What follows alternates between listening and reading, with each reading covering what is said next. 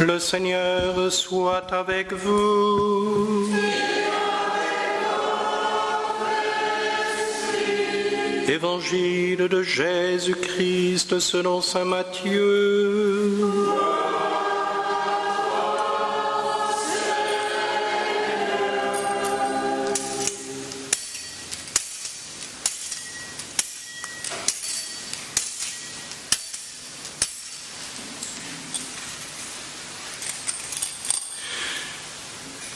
Les pharisiens se concertèrent pour voir comment prendre en faute Jésus en le faisant parler.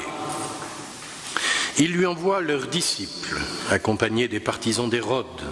« Maître, lui disent-ils, nous le savons, tu es toujours vrai et tu enseignes le vrai chemin de Dieu.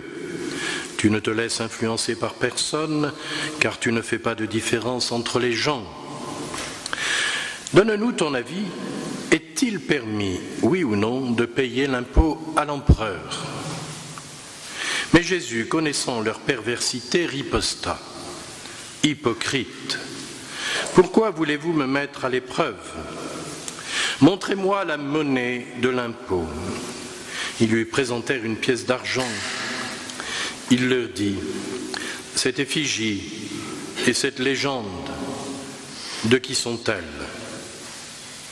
« De l'empereur César, répondirent-ils. Alors il leur dit, « Rendez donc à César ce qui est à César, et à Dieu ce qui est à Dieu. » Acclamons la parole de Dieu.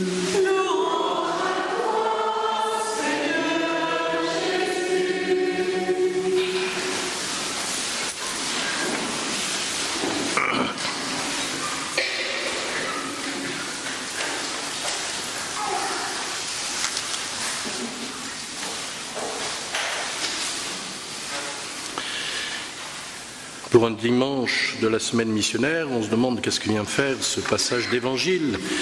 On n'est pas si loin, en fait, de la mission que cela. D'abord, ce sont des pharisiens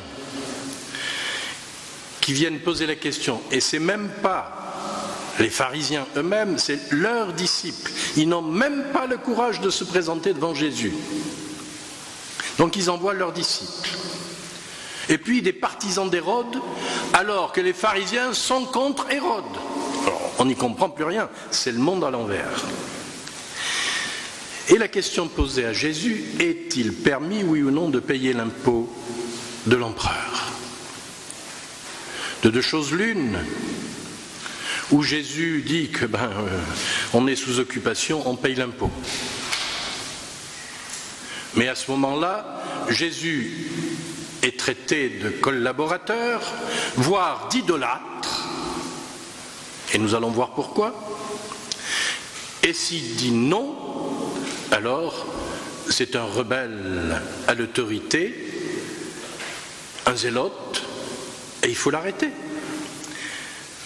Jésus est comme piégé, mais le piège va se retourner contre ceux qui sont venus poser la question. Jésus leur demande, avez-vous justement la pièce pour payer l'impôt? Parmi les Juifs au temple, avant d'entrer dans le temple, il y avait des changeurs. Souvenez-vous que Jésus, à un moment, prend même un fouet, il renverse les tables des changeurs, chasse les vendeurs d'animaux, etc. On changeait la pièce ou les pièces que l'on avait du régime romain, sur laquelle se trouvait, comme le répondent les disciples des pharisiens, l'effigie de César. Et César se prenait pour un dieu empereur. Et tout devait être soumis à l'empereur.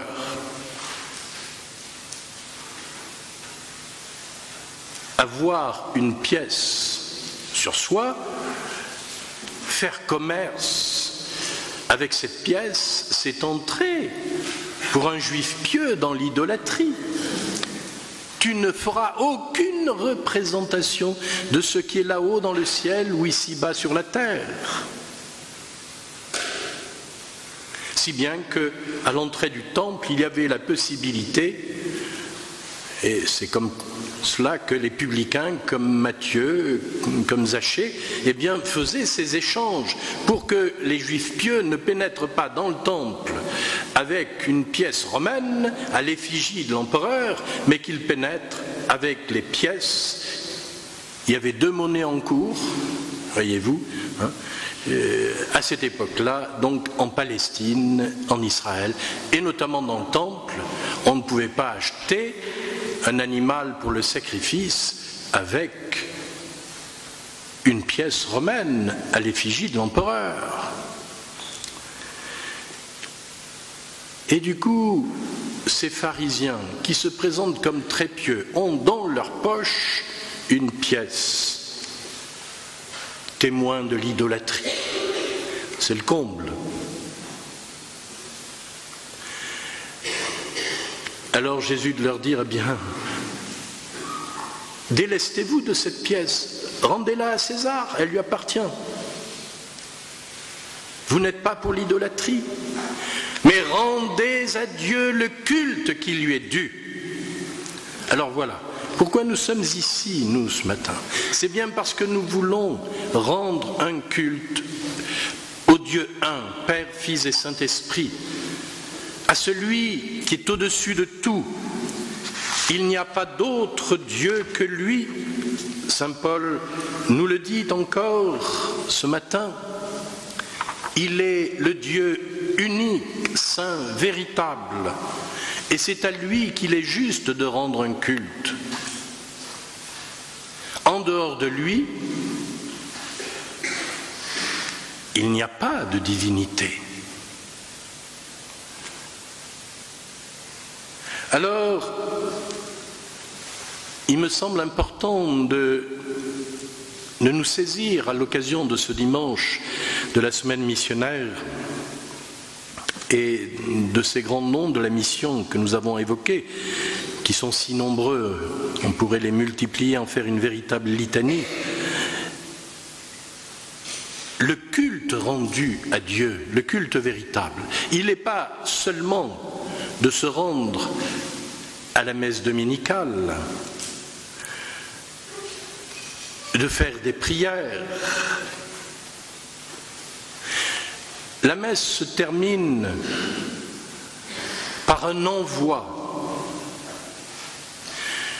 Et lors du synode sur l'Eucharistie, il avait été suggéré, et Benoît XVI, à ce moment-là, dans sa lettre post-synodale, disait qu'on devrait ouvrir plusieurs formules, notamment « Allez, proclamez le royaume de Dieu à toute créature ».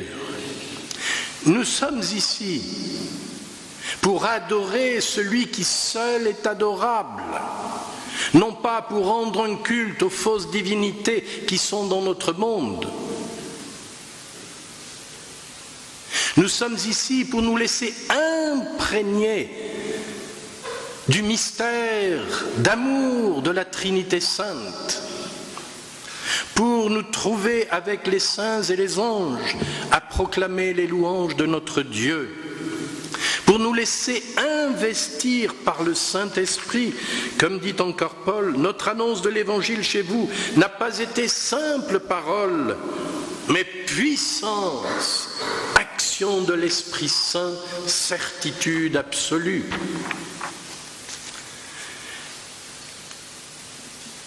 Nous venons écouter la parole de Dieu. Nous venons en Jésus, par Jésus, avec Jésus, faire monter la louange vers le Père, louange qui lui est due, afin de devenir à notre tour des témoins en ce monde. Alors, petite parenthèse, puisque c'était la première lecture, eh bien, voyez-vous, quand le peuple d'Israël était en exil, il a suscité parmi les rois païens, un roi perse, un certain Cyrus, la sagesse de comprendre quelque chose, même s'il n'en avait pas totalement l'intelligence, pour que le peuple d'Israël retourne vers sa patrie, vers la terre d'Israël, pour rebâtir le temple. Et Dieu va se servir d'un roi païen, un peu le prédécesseur des mages qui viendront adorer à Bethléem l'enfant Jésus, afin que le peuple soit libéré et qu'Israël puisse se réinstaller sur sa terre et surtout reconstruire le temple. Si bien que dans la tradition d'Israël, Cyrus, l'empereur païen, est considéré comme un adorateur du Dieu unique.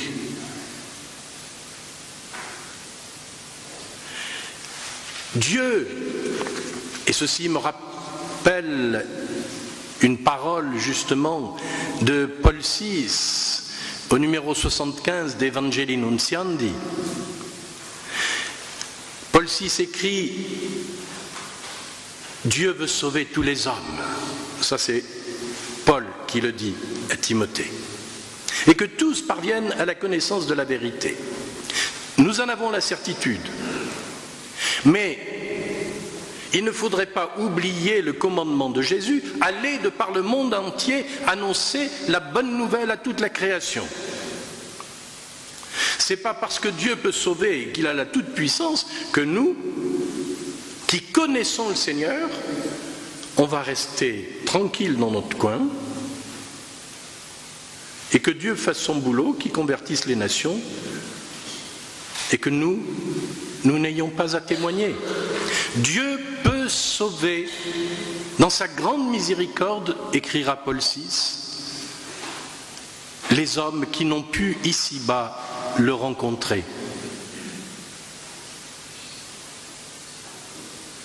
Mais nous, les baptisés, nous qui puisons à la source de l'amour, qui puisons à la source de la bonne nouvelle du salut, et qui par honte rougissons de l'évangile et ne le proclamons pas, serons-nous sauvés? Telle est la question. Alors, annoncer l'évangile n'est pas nécessairement être un grand prédicateur, ce n'est pas nécessairement courir le monde jusqu'aux extrémités de la terre, mais c'est être témoin de Jésus-Christ dans toute sa vie, parfois par sa parole, auprès des hommes, nos frères. Prier le Père d'envoyer des ouvriers dans son champ, car la moisson est abondante. Nous l'avons prié dans la collecte, l'oraison du début de la messe.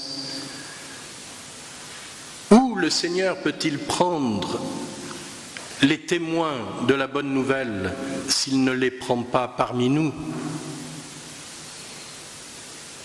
Notre frère Doudou a travaillé depuis sa conversion dans la communauté en particulier, justement, à susciter des évangélisateurs, des missionnaires, des apôtres, à donner le zèle de porter la bonne nouvelle à tous les hommes, dans toutes les formes de mission, que ce soit sur les plages, que ce soit dans le porte-à-porte, que ce soit dans des sessions. Vous avez vécu il y a quelques jours, au début du mois, les soirées pétales de rose. C'est notre frère Doudou qui en est l'inventeur. Ça a commencé, je ne sais plus maintenant combien d'années, en 92, ça fait déjà 22 ans.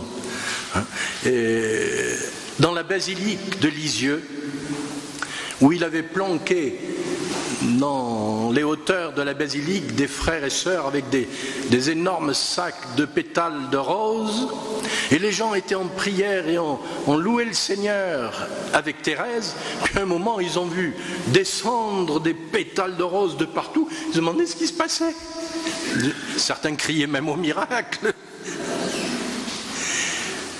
Mais ça a tellement frappé l'imagination que du coup, eh bien, ce qui s'est passé là s'est reproduit, s'est répété, et ce jusqu'aux extrémités de la terre. Nous recevions un petit message par ce lien que nous avons entre nous dans la communauté, que la communauté à Hong Kong, où il y a tellement de troubles en ce moment, eh bien, a célébré Pétales de Rose hier, samedi, en même temps que eh bien, nous mettions en terre notre frère. Jusqu'en Chine. Et puis il y a d'autres pétales de rose qui vont se faire en Chine continentale, à Shanghai et dans d'autres villes encore. Alors vous voyez, Thérèse se moque bien des frontières, des rideaux de fer, de bambou et d'autres. Elle passe au-delà. Qu'est-ce qui s'est passé au synode? Au synode, il y avait les reliques de Thérèse. Alors à Saint-Pierre, même sur les bonnets rouges, les kippas rouges là, de nos cardinaux ou de nos évêques, on n'allait pas faire tomber des pétales de rose, mais ils ont prié Thérèse et les parents de Thérèse. La mission, vous voyez, Thérèse est patronne secondaire des missions en France, et pour l'Église universelle, avec le grand missionnaire François Xavier, justement, elle, qui est une petite carmélite qui n'est jamais sortie de son monastère, elle est devenue patronne des missions. Mère Teresa a assemblé particulièrement les malades, les personnes souffrantes, alitées, pour qu'elles soutiennent l'apostolat de chacune des missionnaires de la charité. Chaque malade a une missionnaire de la charité en charge. Ce qui veut dire qu'il y a autant de malades qui se sont associés à cette prière qu'il y a de missionnaires. Et il y en a même plus. C'est-à-dire plusieurs milliers. C'est extraordinaire de voir comment le zèle de l'Évangile peut être porté du fin fond d'une campagne ou même d'une brousse, d'une prison, d'un hôpital, de ces personnes qui ne peuvent plus bouger mais dont le cœur peut aller non seulement jusqu'aux extrémités de la terre, mais jusque devant le trône de Dieu pour supplier. Alors nous aussi soyons des témoins. Je ne sais plus si je vous l'ai raconté à vous, mais donc il y a 2 semaines de cela, je rencontrais une jeune femme convertie venue de l'islam et qui a vécu beaucoup de drames dans sa vie, mais qui était attirée profondément par le visage de Jésus. Et elle avait du mal à faire le pas. Dans sa famille, son père et sa mère étaient profondément musulmans, un homme et une femme simples, vrais, fidèles. Et par fidélité et amour de son père, elle n'est pas devenue chrétienne par le baptême, mais dans son cœur, elle l'était. Ses parents sont morts, et puis à travers une autre épreuve qu'elle a vécue, elle supplie Jésus de se révéler à elle. Et voici que dans la nuit, elle a un songe où elle voit un homme resplendissant de lumière, et à côté de lui, son papa et sa maman. Et c'est son papa qui lui dit, tu vois cet homme, suis-le, c'est le chemin, la vérité et la vie.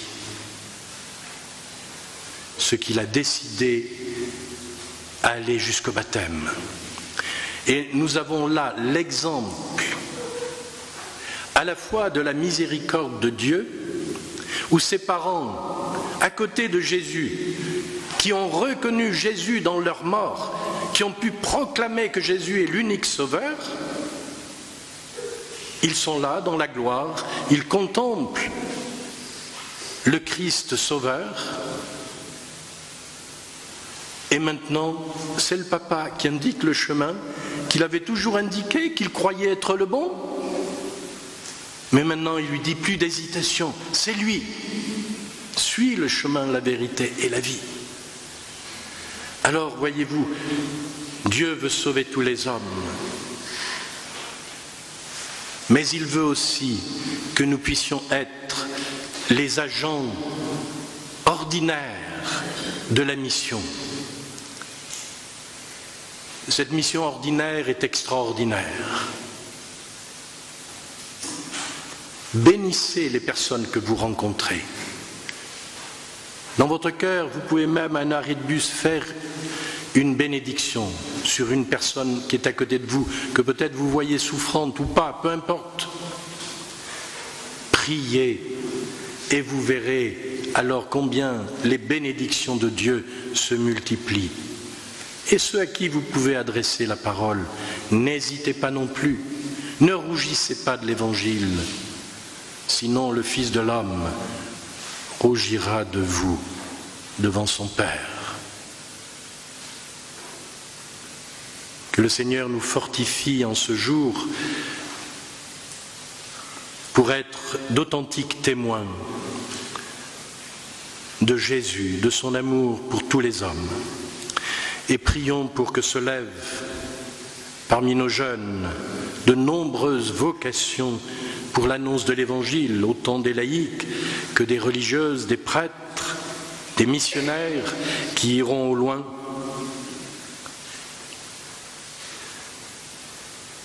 Je termine juste par ce petit témoignage personnel, mais Dieu est fidèle. Mon père me l'a rappelé plusieurs fois, les mois qui ont précédé sa mort, et ma mère me l'avait dit au jour de mon ordination. Quand j'étais tout petit, dès que je savais parler, il paraît que je voulais être pape. Très ambitieux, hein? Puis vers l'âge de 5-6 ans, ma mère m'a pris entre quatre yeux, elle m'a dit « Mon grand, il y a un seul pape sur la terre, il est loin de chez nous, il faut que tu penses à autre chose. » Et vous savez ce que je lui ai répondu? Quand je serai grand, je serai missionnaire. Et ça ne m'a jamais quitté. Et ma mère priait pour qu'il y ait un prêtre. Je ne sais pas si elle priait pour qu'il y ait un missionnaire, mais pour qu'il y ait un prêtre dans la famille. Alors, n'hésitons pas. Il y a des vocations cachées qui ne se révèlent que parfois à travers un petit événement, une parole. Que Dieu vous bénisse et vous garde dans cet éveil de votre foi et de votre charité.